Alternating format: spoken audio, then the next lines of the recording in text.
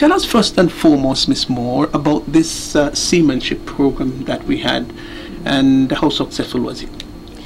Okay, well, the basic seamanship program was a program that was facilitated by the Grenada Coast Guard, and they were very kind enough to design a program that gave young persons the overview of basic seamanship, things like safety, like, which was facilitated by someone from the Red Cross.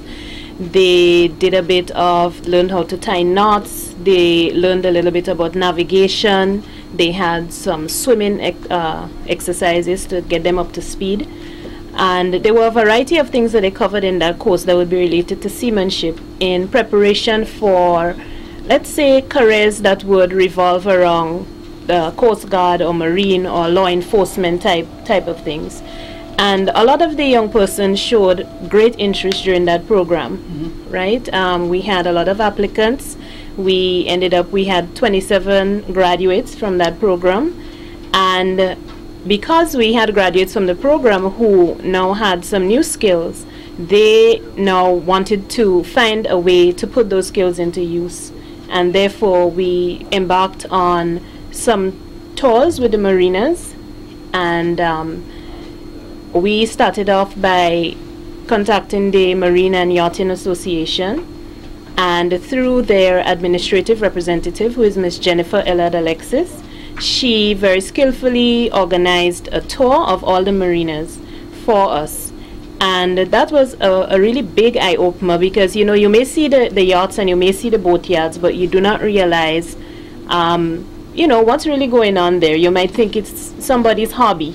But what we really discovered is that this marine business is the fastest growing business within our nation, and there are a wealth of opportunities there that haven't even yet begun to be explored fully, and a lot of which can impact greatly on our youth in terms of skill training and employment. And because of that tour of the mariners, we discovered that there were a lot of opportunities that these Coast Guard trainees could derive from that, and therefore we, through the administrative MAG administrator, Ms. Ellard Alexis, were able to get a recruitment drive out of that. So these mariners showed the kind of interest. Were they willing to sort of open up themselves so that the public can have a fair idea as to what's taking place? Totally. Because for the most part, people just see them as some areas, just in some landlocked areas, but not quite understanding all the details of it. So there is definitely some potential there. Definitely.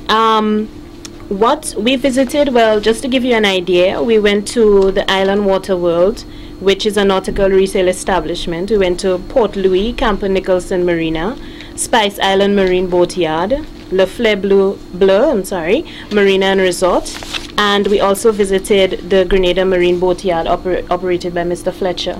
From coming up from the seamanship program and training that these young people got, was there any interest in the marinas? You mean on the part of the trainees? Well, there was, because when well, from the tour, like I said, we got a recruitment drive, and the company that arranged the recruitment drive was Phare Bleu, and they have several businesses that operate at Phare Bleu, such as Island Dreams Yacht Services and Underwater Solutions. So what the administrator for MAG did was she organized the day, and what we did was we called up the young men who took part in the Coast Guard training, and we informed them of the opportunity, and they were very excited about going there to see what was available, and also to demonstrate to the persons what kind of skills they could bring to Phare Bleu. Were they called back? You had an initiation, so to speak. Did you have the calling back of? At the end of the recruitment drive, we met with the team from Phare Bleu, all the different businesses, and they gave us their feedback, like I said before. And what they told us was that there would be second interviews. And just as promised, we were notified that I think it was just 2 weeks ago, that there were 6 out of the 10 persons that we brought over to Phare Bleu. that would be called back for interviews.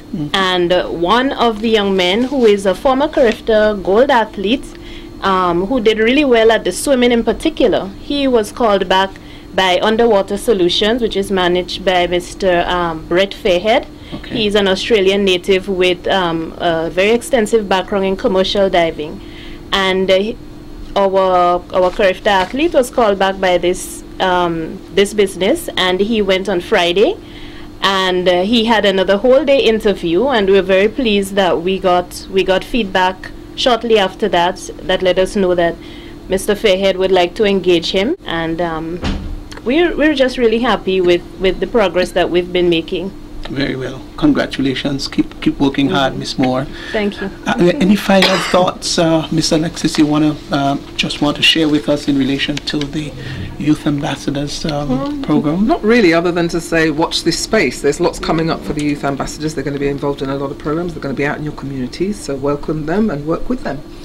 And the launch Sunday, you would say it was successful? It was lovely. You like how it went? Yes, it was a very nice day, very nice venue. We had a good time. We had no rain either. No.